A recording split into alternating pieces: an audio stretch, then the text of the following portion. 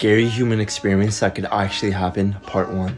Number 1 is bringing back the dead. In 2002, a California scientist successfully transferred a heart to a dead monkey. The monkey was successfully brought back to life, and it said that this experiment would work on humans as well. This is why you should always lock your front doors. A kid living with both of his parents decided to watch a movie for their family weekly movie night. He then gets up to use the restroom. As he is in the restroom, he sees all of the power in the house cuts off, and then he hears 2 loud thumps. He locks the bathroom door and hears heavy objects being dragged across the hallway. The kid, freaking out, runs out of the bathroom and runs into the restroom. Once he is inside the room, he locks the door. As he locks the door, he jumps in bed and acts like he's asleep and hopes that this person who is in the house will ignore a child sleeping. He closes his eyes and hears the door creak at the same time. He squints his eyes and sees a man with no eyes dragging the bodies of both of his parents. The man dragging his parents sits his mom's dead body in a chair facing him, and then sets the dad's body on the floor facing up. It was almost like whoever was in the house who killed them wanted him to see it. He then sees the man writing something on the wall and then climbs under his bed. He laid there for hours knowing that if he moved a muscle he would end up just like his parents. He finally built up enough courage to read the wall, and the writing on the wall said, "I know you're awake." The bus only appears to travelers who have experienced awful things in their lives that push them to the lowest points of despair. Time, places, and things have no meaning on the bus. Those who make it off don't remember anything about their trip except exiting. Ghost photos that'll make you say, "Oh, hell no." A mother once took her daughter to a McDonald's playground, and surprisingly, it was empty. While her daughter was on the playground, she decided to take a picture of her daughter through one of the plastic transparent windows.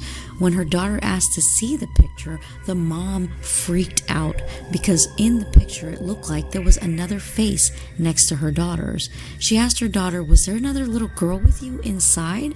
And the little girl said, "No, that's just my imaginary friend Beto." For more strange and odd stories just like this one, give us a follow and click that link in our bio. Creepiest videos that shouldn't exist, part 1.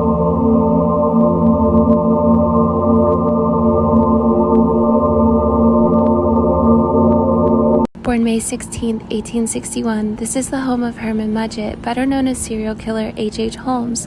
His parents would send him to the attic for misbehavior after punishing him with a rod. Holmes would read Edgar Allan Poe in the attic and hide bones in his room. Okay, let's go. Ever wondered what would happen if you stopped sleeping?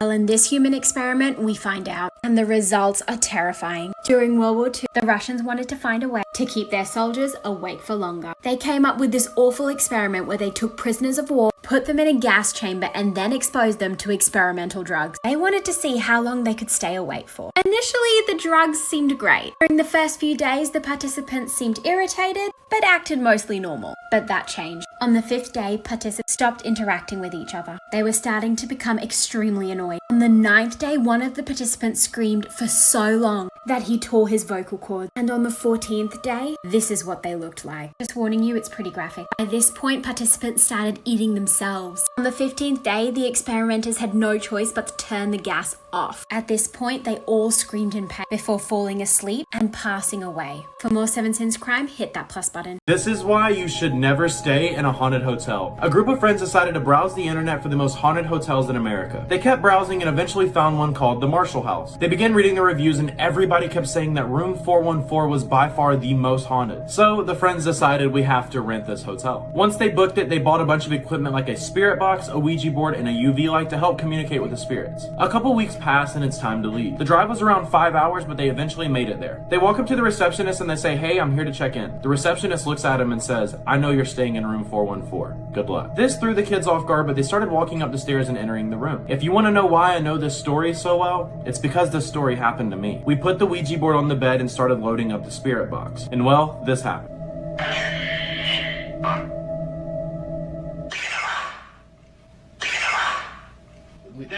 Leave me alone. I just heard leave me alone. If you want to see the full video of me staying in the most haunted hotel, click the link in my bio and watch the video. This is the Victorian house grave of Andrew Titus and his 3 wives. Andrew was a real estate businessman, and his large Victorian house monument features smaller house-shaped stones for his family.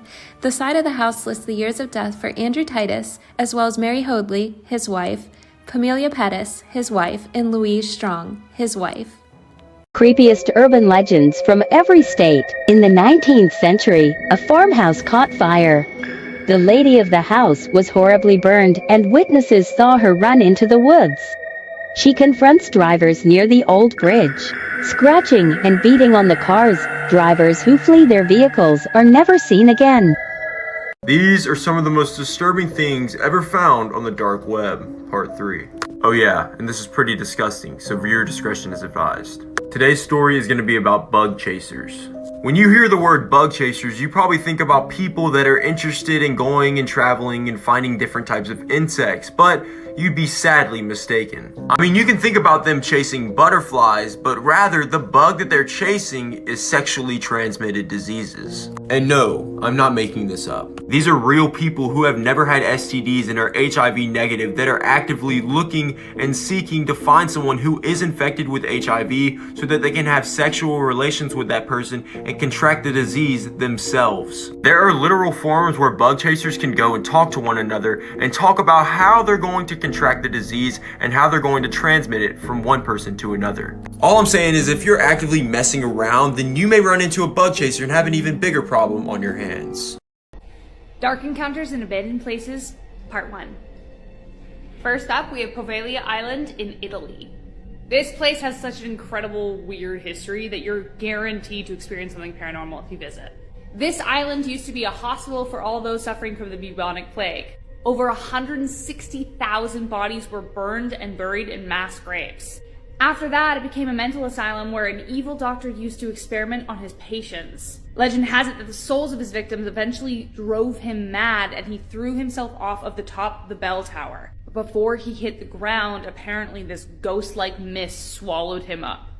The island is apparently shut down for visitors, so you can't actually visit unless you take a boat. But those who do get close enough hear blood-curdling screams and terrifying laments. And if you live across the bay, sometimes you can still hear the bell toll, despite it being removed years ago.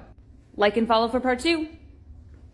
Scary Japanese Urban Legends, Part 1. Today let's talk about the girl in the gap. There's a Japanese superstition that spirits live in between the gaps of things, like in between the gap of a couch, closet, couch, you get it. Legend goes that there's a demon girl that lives in between these gaps. If you lock eyes with her, then she will ask you to play a game with her. No matter what, you always have to play the game with her. But during the game, she'll grab you and drag you to hell. That's a terrifying legend. No thank you. I'm not sleeping tonight. Like and follow for part 2. Also, check us out on YouTube. Link in bio. Call it Blood Cemetery. Formerly known as Pine Hill Cemetery, Blood Cemetery is located off of a country road in New Hampshire. It is considered one of the most haunted cemeteries in the state. It was established on land donated by Benjamin Parker Jr. in 1769. The namesake is derived from the Blood family buried here, mainly Abel Blood, who is responsible for the hauntings. Sources have claimed that while strolling the cemetery after dark, the hand pointing upward on Abel's stone would point down. Despite online claims, the Blood family all died in natural manners and were not slain in any tragic event, but that's not to say that the ghostly apparition of a young blood boy will not flag your car down for a visit. Urban legends that you wish you didn't know. La Sigua. La Sigua was a beautiful woman who was cursed by transforming into a spectral monstrosity with a hideous face shaped like the skull of a rotting horse. La Sigua, a ghost or fright, would ask travelers for help to take her somewhere. However, when they agreed and she climbed into the traveler's vehicle, the beautiful woman's face was transformed into a horrifying rotten horse's head. Some cultures believe she'd either bite the traveler's face to mark him as an adulterer, make him go crazy, and leave him physically handicapped, or directly cause death between horrible screams, bursting his eyes. Some stories even speak of several Siguas cooperating with each other to stalk their victims. And it not only affected travelers, but also womanizing men of questionable morals. What is a creepy, unexplained childhood experience that you had? When I was a kid, my family and I lived in a house in Texas. It was a 2-story house and my parents were putting my little sister to sleep in her crib.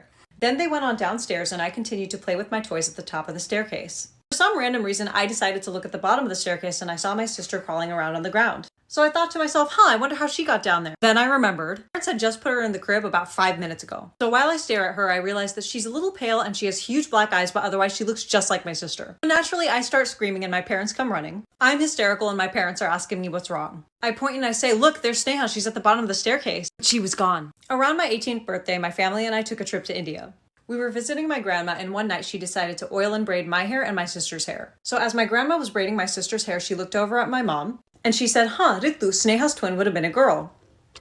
I look at my mom and I say, what twin? And my mom looks at me and says, Swasti, I never told you this, but I miscarried Sneha's twin. Welcome back to my series on this supposedly haunted abandoned water park in Austin. So I was down at the bottom of this pool where a girl drowned in the 80s. There were actually 4 people that died here in this park, and I walked back up towards the top of the slide. Once again, I thought this shot would look sick, but I look fucking horrible.